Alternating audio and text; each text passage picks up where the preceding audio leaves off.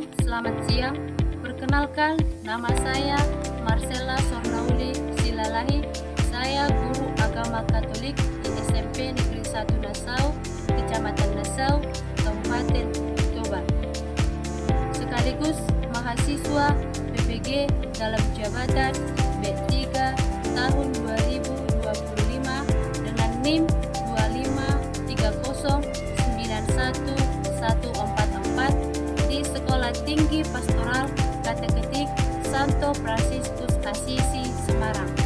Pada saat ini saya akan melaksanakan praktik pembelajaran uji kinerja pada siswa kelas 7 dengan materi peran keluarga bagi perkembanganku dengan model pembelajaran PBL. Terima kasih.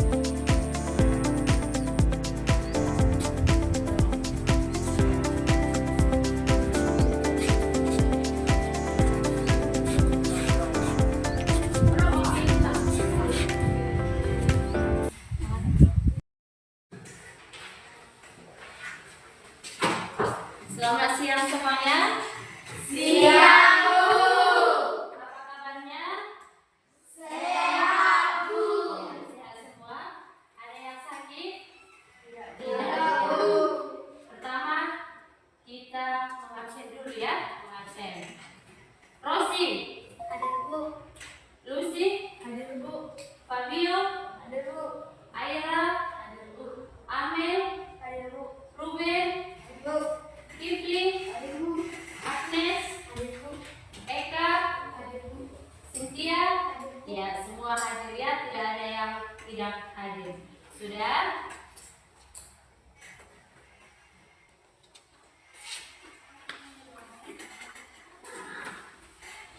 Sekarang kita akan memulai pembelajaran kita. Kita buat dari lagu dan doa pembuka. Pertama, kita bernyanyi. Semua bernyanyi ya. Semua berdiri.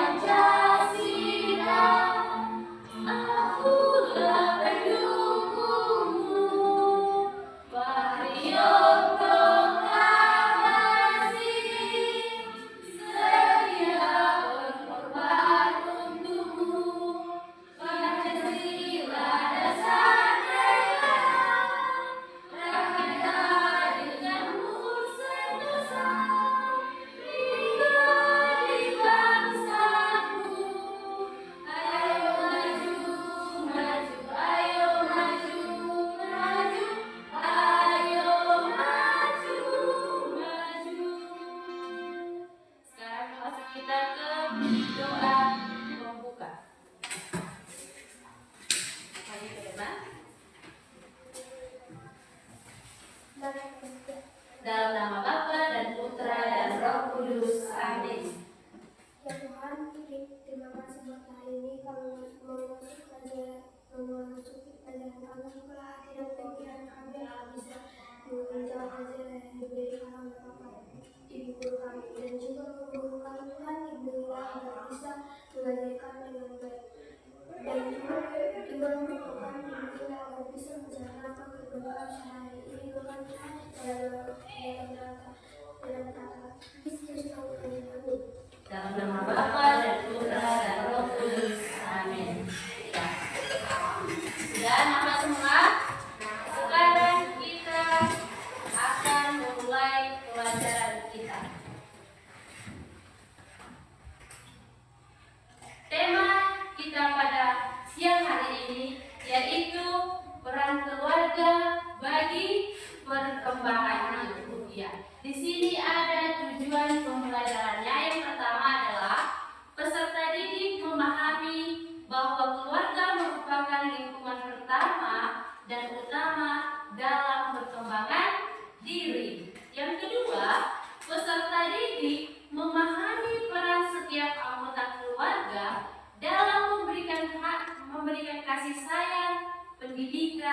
dan bimbingan.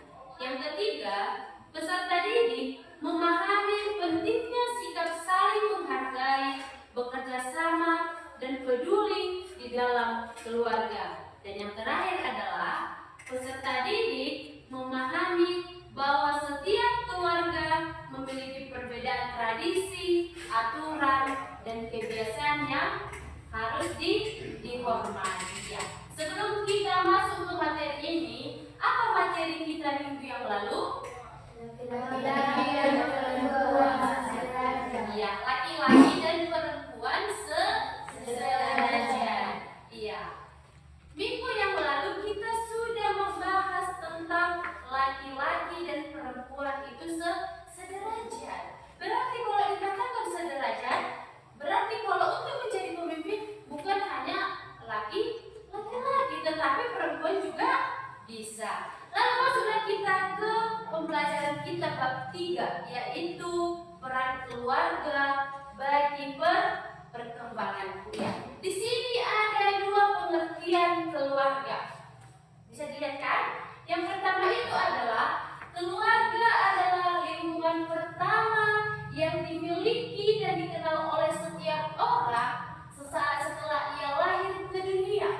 Begitu lahir, ia merasakan sentuhan, perhatian, dan kasih sayang pertama kali bukan dari orang lain, melainkan dari keluarga, mulai dari orang tua, adik, kakak, dan anggota keluarga yang tinggal di rumah.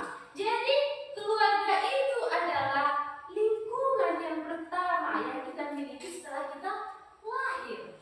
Siapa yang pertama kita kenal? Orang tua. Di dalam keluarga lah pertama sekali kita mendapatkan pendidikan. Pendidikan itu apa? Kita diajari berjalan, kita diajari berbicara, kita diajari untuk berbuat yang baik. Di dalam keluarga lah kita mendapatkan pendidikan yang pertama. Baru ada kedua arti dari keluarga, yaitu keluarga adalah salah satu bentuk persekutuan hidup atau komunitas terkecil yang terdiri atas beberapa anggota yang memiliki sikap, karakter, kesibukan, masalah, dan kepentingan yang berbeda-beda. Coba di sini, siapalah di sini yang menurut kalian itu sifat kalian sama dengan orang tua kalian? Ada? Ada? Tidak kan? Tidak. Apakah di sini ada yang sama kelakuannya dengan kakaknya? Tidak. Jadi di dalam keluarga itu ada berbeda-beda sikap, ada berbeda-beda karakter, dan ada juga berbeda-beda kesibukan. Contohnya orang tua kita sibuk mencari nafkah, kakak kita sibuk menimba ilmu, adik kita sibuk ngapain? Bermain. Ada kan? Diri kita sendiri sibuk ngapain?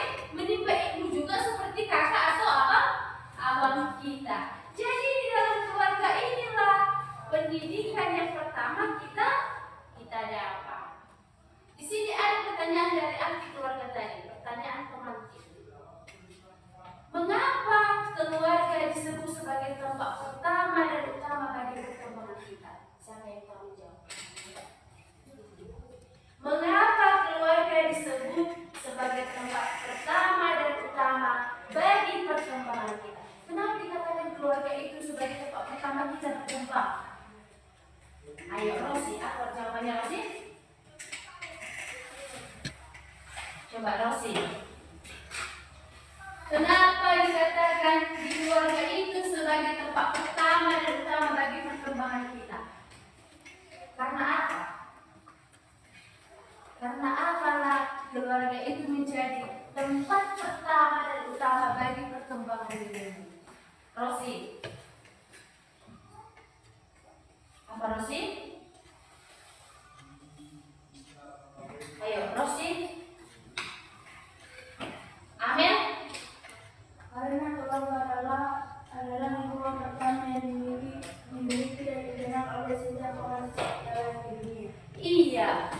Karena di keluarga itulah setelah kita lahir mendapatkan ilmu tadi. Baru yang kedua, apa saja peran ayah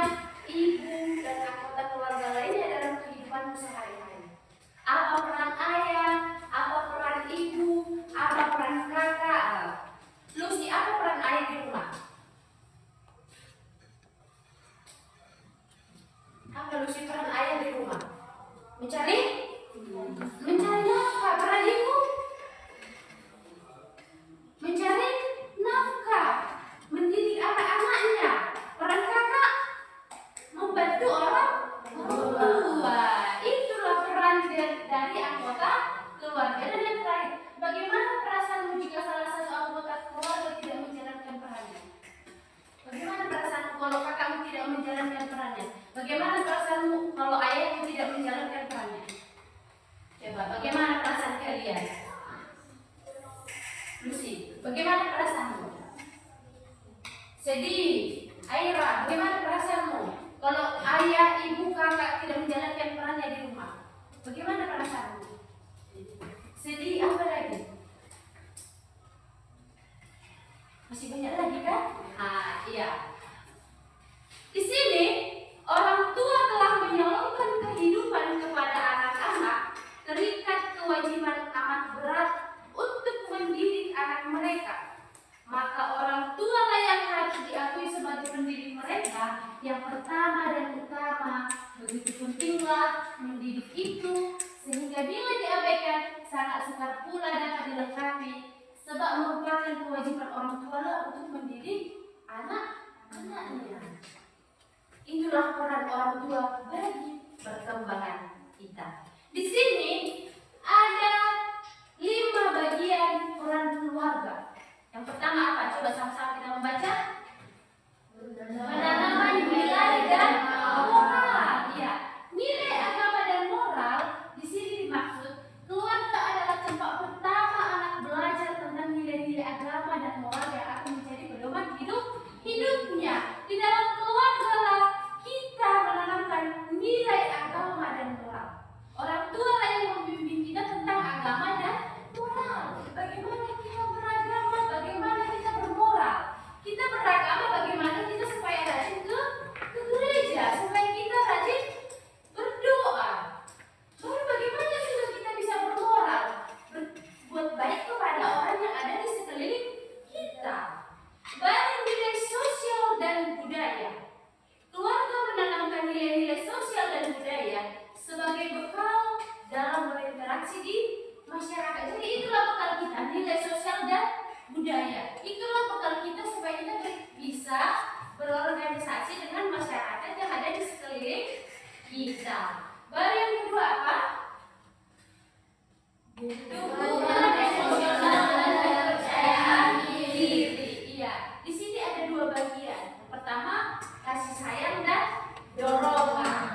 Keluarga memberikan cinta, kasih sayang, serta dorongan dan semangat agar anak merasakan aman dan didukung. Jadi di dalam keluarga itu kita menanamkan rasa kasih sayang dan dorongan supaya di dalam keluarga itu kita bisa merasakan cinta, kita bisa merasakan hangatnya kasih sayang dari orang tua kita, dari sanak saudara kita. Baru kepercayaan diri.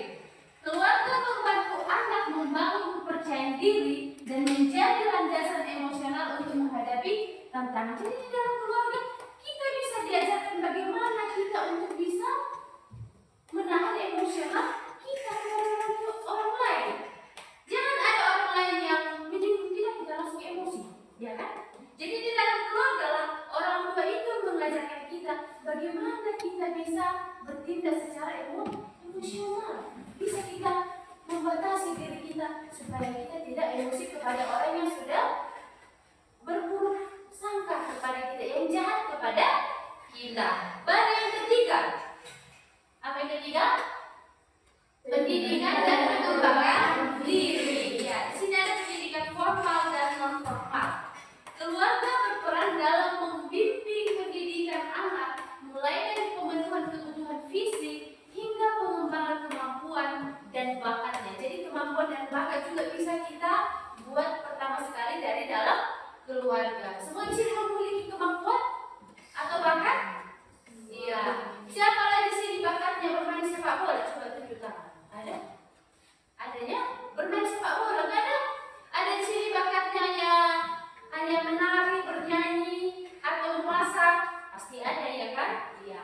Jadi dari 10 siswa ini pasti ada bakat yang sudah diberikan oleh Tuhan. Baru kesehatan dan identitas diri. Yang kedua ini identitas diri. Keluarga menjadi ruang bagi anak untuk mengeksplorasi minat dan bakatnya yang membantu mereka menemukan identitas diri dan yang otentik. Jadi kita diajar orang tua supaya kita bisa mengenali identitas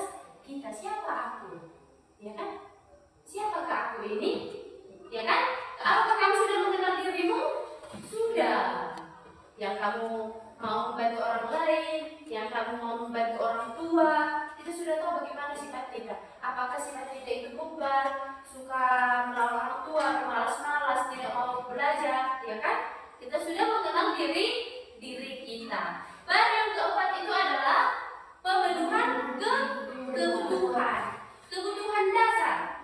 Keluarga bertugas memenuhi kebutuhan dasar setiap anggota keluarganya, baik itu makanan, tempat tinggal, maupun kebutuhan lainnya. Jadi keluarga itu membuat kebutuhan dasar di dalam keluarga, baik itu dari makanan, tempat tinggal, pakaian kita mau sekolah, pakaian kita sehari-hari, sudah ditentukan di dalam keluarga. Baru kesehatan dan keselamatan.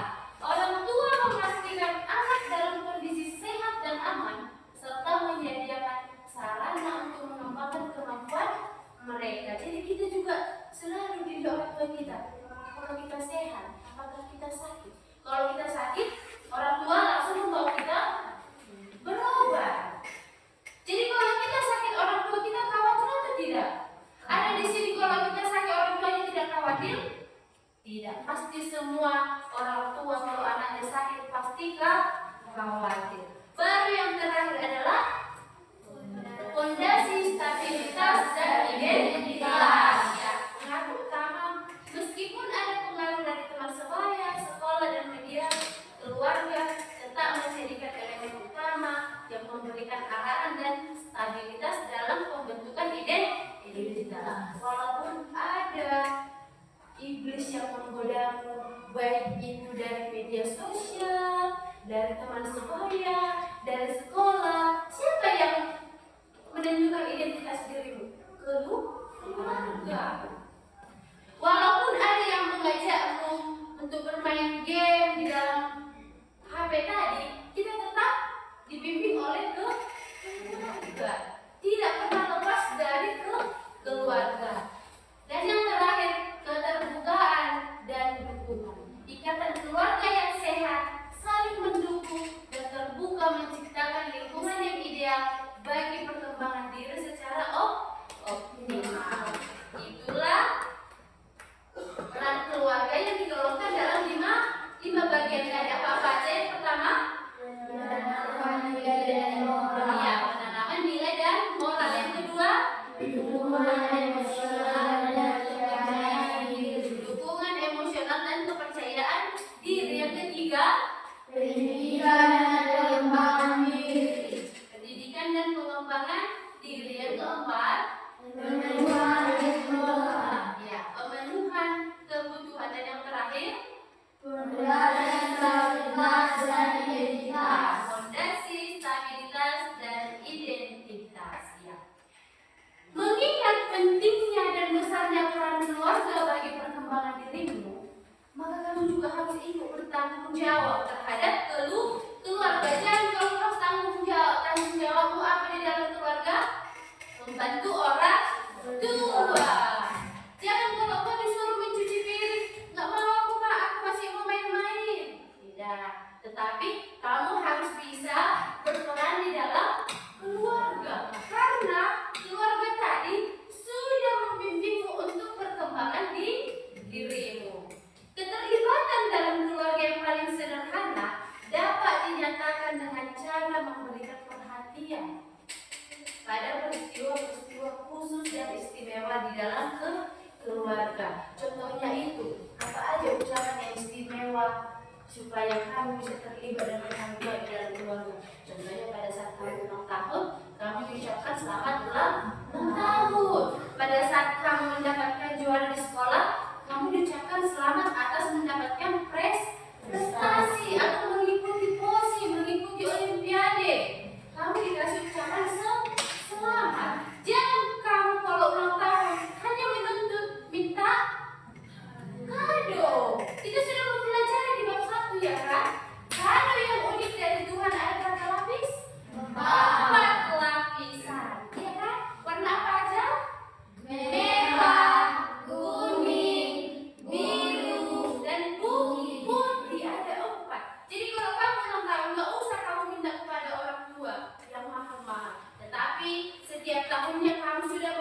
kado dari Tuhan Yesus ada empat lapis. Itu dari merah, kuning, biru dan putih. Istimewa kan? Iya, istimewa. Inilah cara mewujudkan rasa cinta kita kepada keluarga. Yang pertama apa? Rajin belajar. Yang kedua, mendengarkan dan melaksanakan nasihat orang tua. Dan yang ketiga, membantu pekerjaan orang tua di rumah. Ya, membantu pekerjaan orang tua di rumah. Ya, coba kita simak dari sini video. Ini ada peran penting orang tua bagi pertumbuhan anak. Coba kita lihat videonya.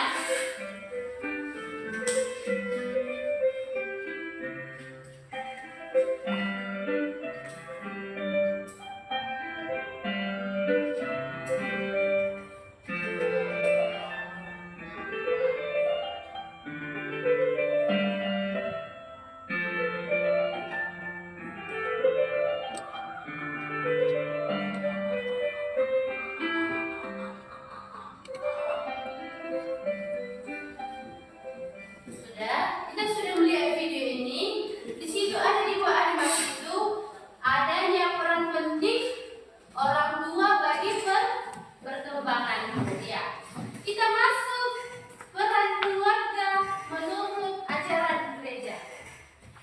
Keluarga memiliki peran sentral dalam membentuk perkembangan diri seseorang dengan bertindak sebagai gereja rumah tangga, tempat menanam iman, nilai-nilai Kristiani, dan memberikan teladan kehidupan kasih.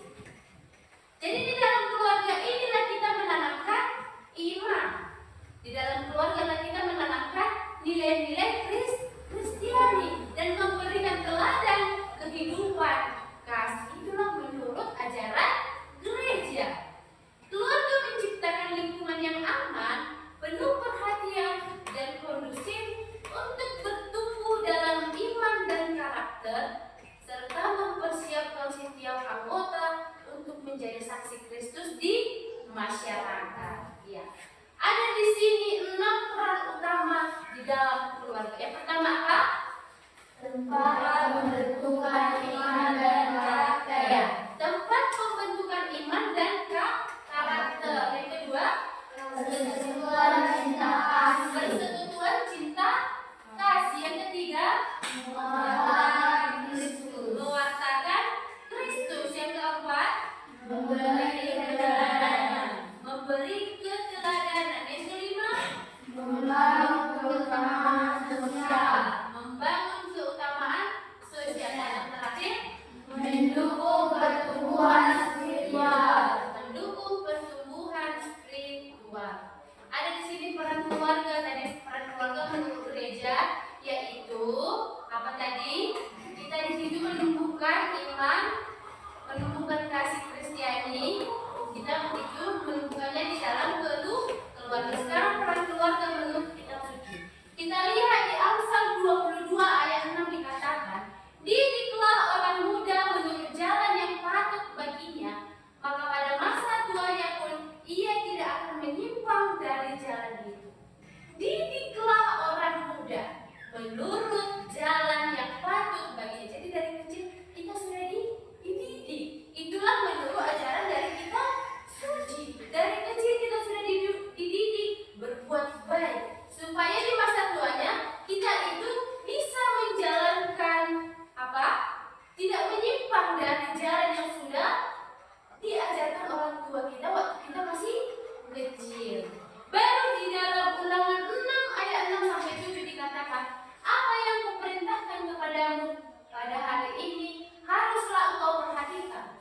Haruslah engkau mengajarkannya berulang-ulang kepada anakmu dan membicarakannya apabila engkau duduk di rumahmu, apabila engkau sedang dalam perjalanan, apabila engkau terbaring, dan apabila engkau bangun. Itulah ajaran kitab suci dari Ulangan 6 ayat 6 sampai 7. Apa yang kuperintahkan kepadamu pada hari ini harus engkau perhatikan. Jadi kuperhatikan apa yang sudah diperintahkan orang tuamu kepadamu supaya kalau kamu dewasa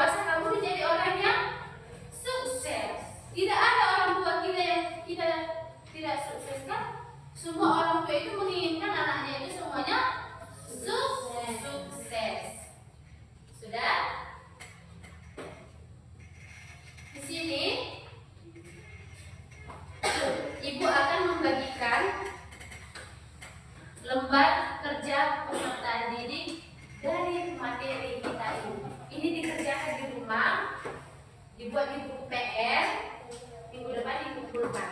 Sudah?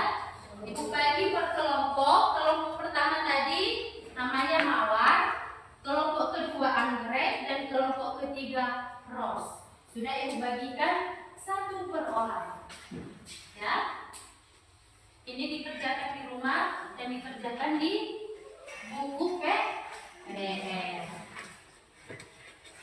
Ini tentang peran keluarga bagi perkembangan.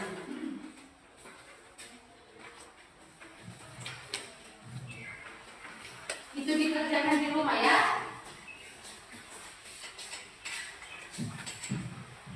Sudah? Jadi inti dari pembahasan kita hari ini yaitu bahwasannya peran keluarga bagi perkembanganmu itu ada 6, yaitu tempat pembentukan iman dan karakter, persekutuan cinta kasih, mewartakan Kristus, memberikan keteladanan, membangun keutamaan sosial, dan mendukung pertumbuhan spiritual. Itulah inti dari materi kita hari ini. Minggu depan itu dikumpul, jaga kesehatanmu, jangan kamu keluyuran, supaya kita minggu depan berjumpa dengan keadaan sehat. Ya, kita tutup dengan Kita bersama-sama mengucapkan salam Maria. dalam nama Bapa dan Putra dan Roh Kudus. Amin. Salam Maria, penuh rahmat, Tuhan sertamu. Terpujilah engkau di antara wanita, dan terpujilah buah tubuhmu Yesus. Santa Maria, Bunda Allah, doakanlah kami yang berdosa ini, sekarang dan waktu kami mati. Amin. Dalam nama Bapa dan Putra dan Roh Kudus. Amin. Ya. Terima kasih Rosi sudah membuat lagu dan doa penutup. Itu jadi kamu kerjakan tugasnya ya. Ya. Supaya kita pulang. Selamat siang. Siang.